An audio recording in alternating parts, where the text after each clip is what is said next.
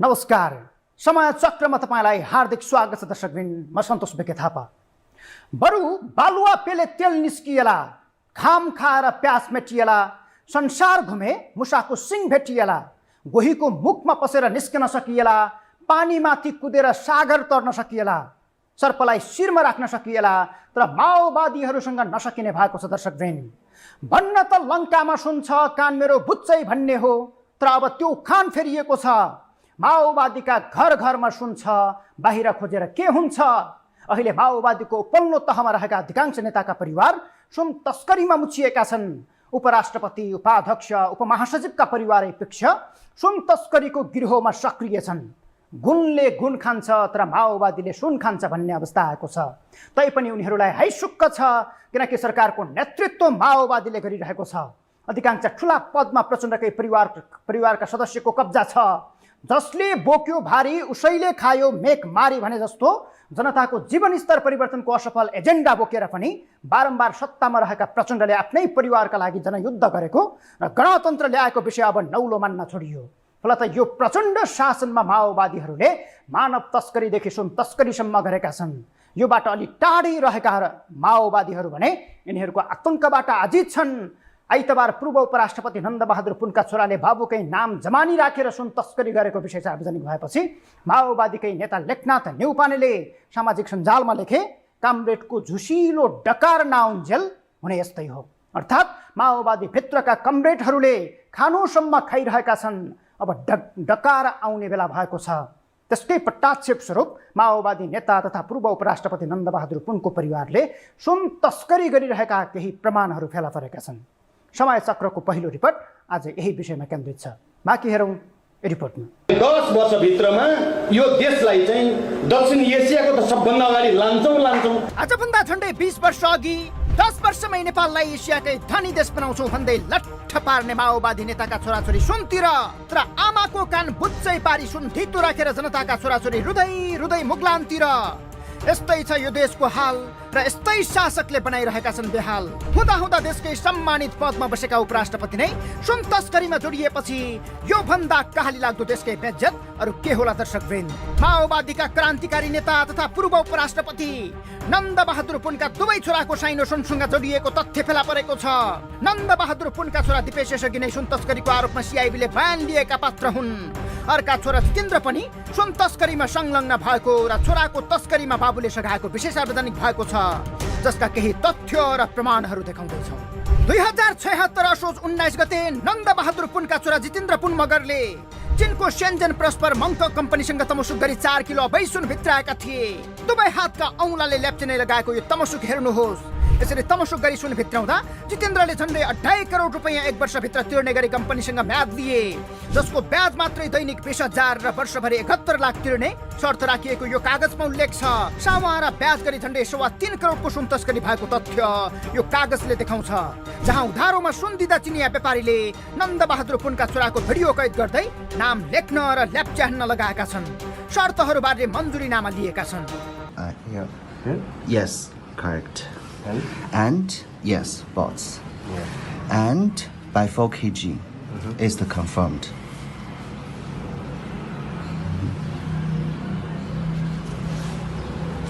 यो सुन भित्राउनका लागि नन्दबहादुर पुनका छोरा जितेन्द्रले बाबुको शक्ति प्रयोग गरी आफ्नै परिचय फेरे। रोल्पाको राङ्सी स्थायी घर भएका जितेन्द्रले जिल्ला प्रशासन कार्यालय सिमकोट हुम्लाबाट स्थायी बासिन्दा भएको यो नाका वारपार अनुमति पत्र बनाए। नेपाल चीन सीमा क्षेत्रका बासिन्दाका लागि दिइने प्रस्थान र प्रवेश अनुमति पत्र उनलाई गृह प्रशासनले शक्तिका आधारमा दियो। प्रहरी प्रधान कार्यालयबाट बनाएको क्यारेक्टर सर्टिफिकेट समेत धितो राखेर उनले नाका हुँदै सुन भित्राएका छन्। तर झन्डै 1 वर्ष पुग्नै लाग्दा पनि जितेन्द्रले तमसुक गरी भित्राएको सुनको रकम दिएका थिएनन्। पैसा नपाएपछि विक्रेता चिनिया कम्पनीले एकपछि अर्को ताकेता गर्न थाल्यो। त्यसपछि उनले बाबुको शक्ति झनै देखाउन थाले।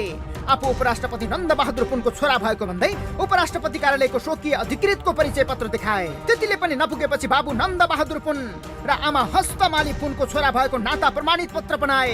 यो पत्र उनलाई बुढा नीलकण्ठ नगरपालिका वडा नम्बर 8 का अध्यक्ष सुमन तामाङले बनाइदिएका थिए। चिनिया कम्पनीलाई विश्वासमा राख्न उनले कहिले नेपाल प्रहरीका उच्च अधिकारी र भारतीय प्रधानमन्त्री नरेन्द्र मोदीसँग खिचेको फोटो समेत देखाउँथे।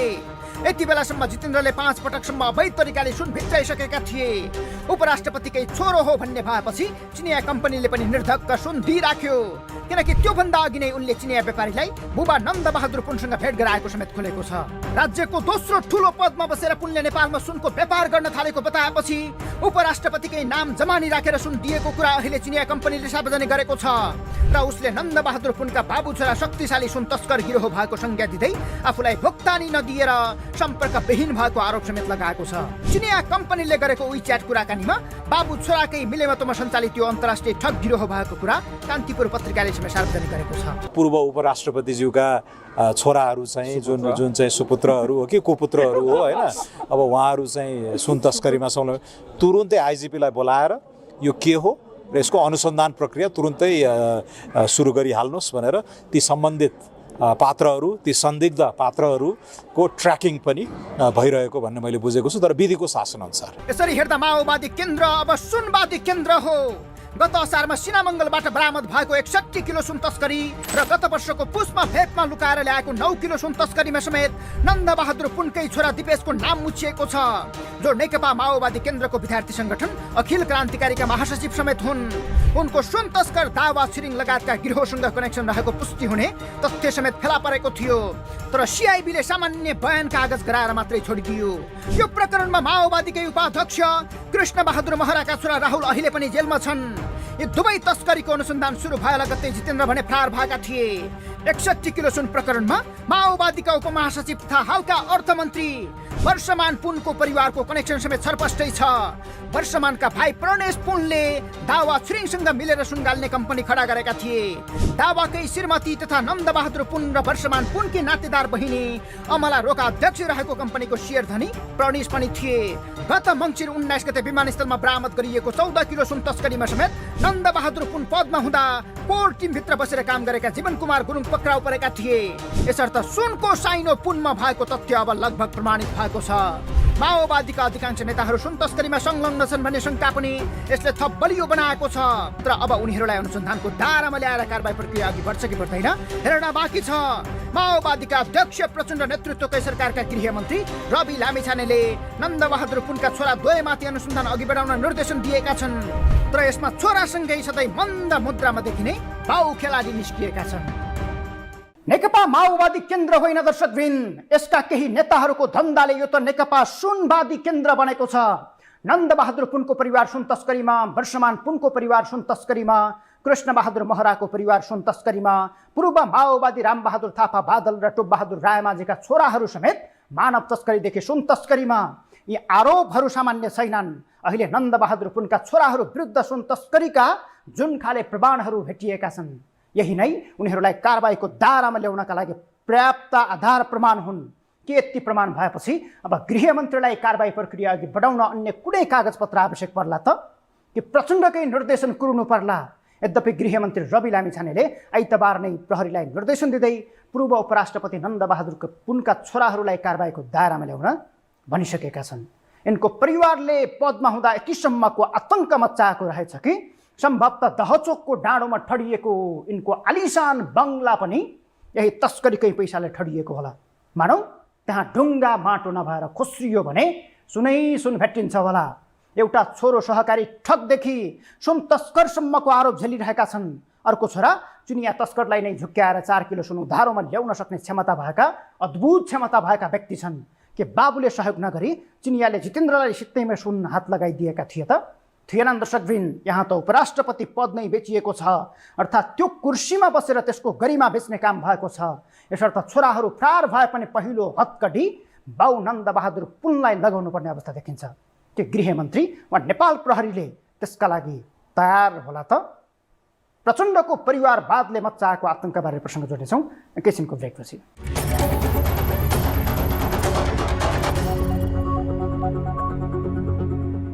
सामान्य रूपले हेर्दा जनयुद्धमा सहभागी सबैको योगदान बराबरी थियो, तर त्यसको नेतृत्व गरेकै आधारमा प्रचण्ड परिवारलाई कहिल्यै अभाव देख्नु परेन, अर्थात् पदको अभाव। प्रचण्ड परिवारको एउटा यस्तो सदस्य छैन जो उमेर पुगेर पनि सत्ता र शक्तिबाट अछुतो भएको होस्। प्रचण्डले सत्तामा हुँदा दोहोर्याई आफ्नैलाई 2 पद समेत बाँडेका छन्। एउटै कार्यकालमा प्रचण्डका ज्वाइँ 2 पटक मन्त्री बनिसके। अहिले गठबन्धन फेरिएसँगै फेरि पनि मन्त्री बन्ने लगभग पक्का छ। भाइ राष्ट्रिय सभाका मनोनीत सांसद थिए, तर अब सम्माननीय पनि बन्ने भएका छन्। अर्थात् राष्ट्रिय सभामा सबैभन्दा ठुलो दल रहेको माओवादीभित्र काबिल सांसद हुँदाहुँदै पनि प्रचण्डले आफ्नै भाइलाई राष्ट्रिय सभा अध्यक्षको उम्मेद्वार बनाएका छन्। तर प्रचण्डका भाइ भन्दैछन् विरोध गरेर भो त जनयुद्ध लडेर आएको हो नि। बाँकी हेरौँ रिपोर्टमा। पुष्पकमल दाहाल प्रचण्ड, प्रधानमन्त्री नारायण दाहाल भाइ, हुनेवाला राष्ट्रिय सभा अध्यक्ष रेणु दाहाल छोरी, मेयर भरतपुर महानगरपालिका चितवन गङ्गा दाहाल छोरी, प्रधानमन्त्रीकी स्वकीय सचिव जीवन आचार्य ज्वाइँ, प्रदेश सभा सदस्य तथा पूर्व मन्त्री कोशी प्रदेश बिना मगर बुहारी, पूर्व मन्त्री। जनताले हिजो आज भन्न थालेका छन् यो देशको उपल्लो ओहदामा पुग्न र मन्त्री हुन भरसक भए प्रचण्डको परिवार नभए दाहाल परिवारमा भए पनि जन्मिएको हुनुपर्ने रहेछ। जनताको बोलीमा बल पुग्ने प्रचण्डका केही नातावाद हरकतको विषयमा आज चर्चा गर्दैछौँ। पहिलो नम्बरमा रहेका र देशको बागडोर सम्हालेका जनयुद्धका सुप्रिमो प्रचण्डबाट अध्यायको थालनी गरौँ। प्रचण्ड दाहाल देखेपछि उत्साहित हुन्छन्, सकेसम्म गोत्र पनि मिलाउँछन्, उस्तै परे रगतसम्म मिलाउने काम हुन्छ। त्यो पनि भएन भने गोरु बेचेको साइन नै सही, तर थरमा दाहालै हुनुपर्छ भन्ने मान्यता राख्छन्। यति भएपछि प्रचण्डको सर्ट लिस्ट तयार हुन्छ।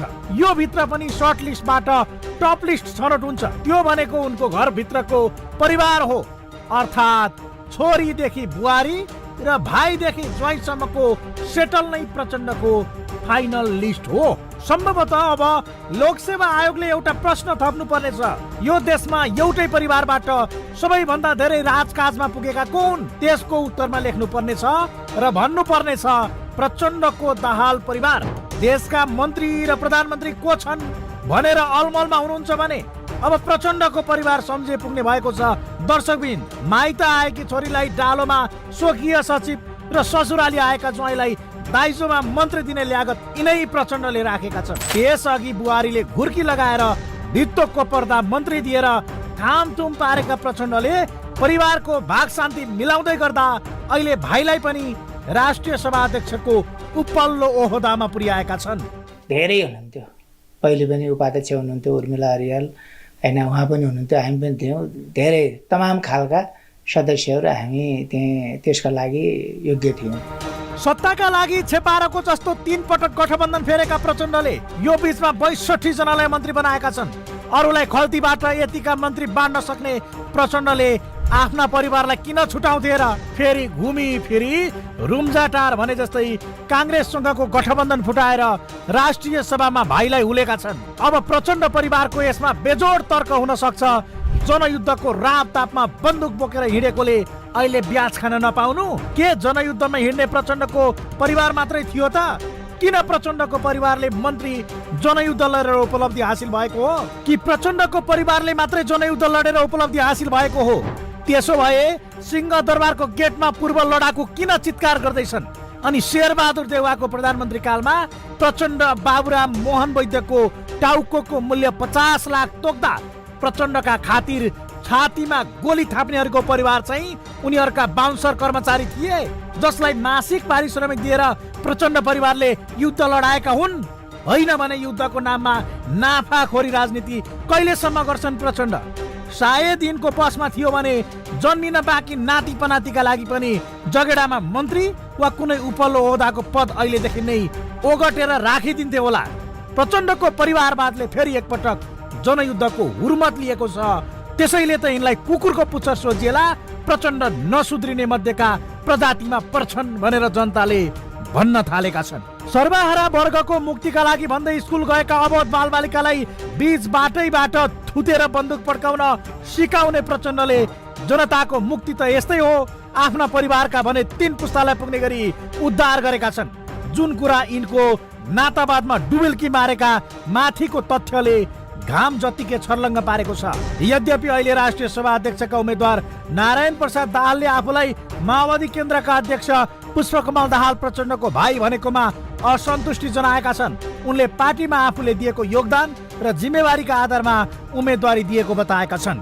म चाहिँ 2036 सालमा यो पार्टीमा प्रवेश गरेर तपाईँ कति वर्षको हुनुहुन्थ्यो भन्छु क्या मैले, जसलाई म कुन बेला कसरी लागेँ भन्ने कुरा र म युद्धमा कहाँ कसरी खटेँ भन्ने कुरा जसलाई थाहै छैन, उसैले यो प्रश्न गर्दाखेरि कति न्यायसङ्गत हुन्छ र उनीहरूले त्यो भन्दा कति न्यायसङ्गत होला, यो मलाई आफैले ताजुब लाग्छ। एमालेसँग सत्ताको जोड घटाउ मिलाएका प्रचण्डले जित सुनिश्चित गरेर भाइलाई उपल्लो सदनमा पठाएका छन्। सत्ताका लागि चतुर साबित भएका प्रचण्ड राजनीतिक रूपमा प्रखर खेलाडी हुन्, तर परिवार च्याप्दा पार्टी खुम्चन्दै गएको र कार्यकर्तामा विचलन आएको कुरालाई प्रचण्डले नजरअन्दाज गरे भने उनको दुर्घटनाको प्रस्थान बिन्दु बन्न सक्छ। प्रचण्डको परिवार र चप्पल पड्काएर सिंहदरबार छिर्नेहरूलाई काठमाडौँमा महल र चिल्ला गाडीका लागि रुकुम रोल्पाका जनताले पक्कै हतियार उठाएका होइनन्।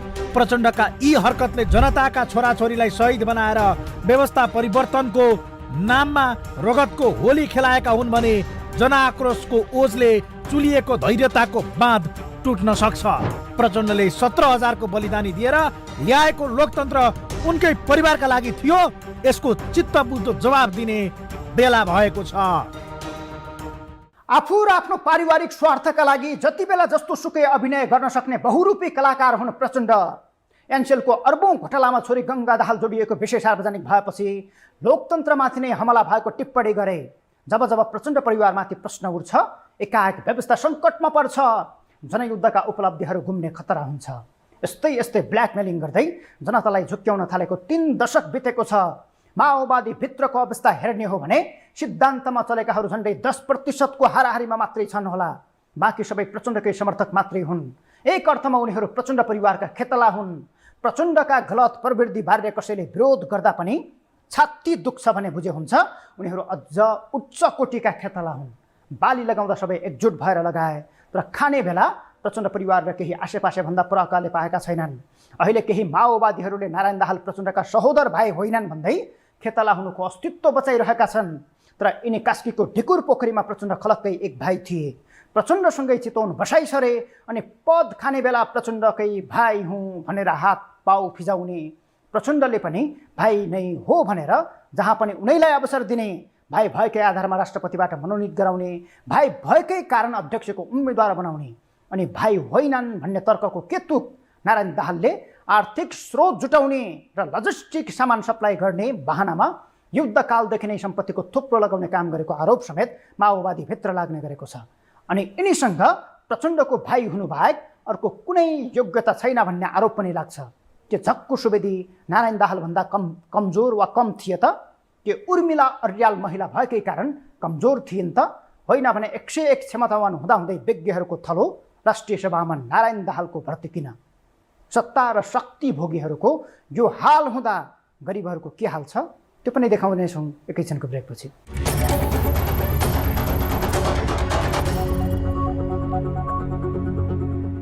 नुवाकोटकी माइली राईको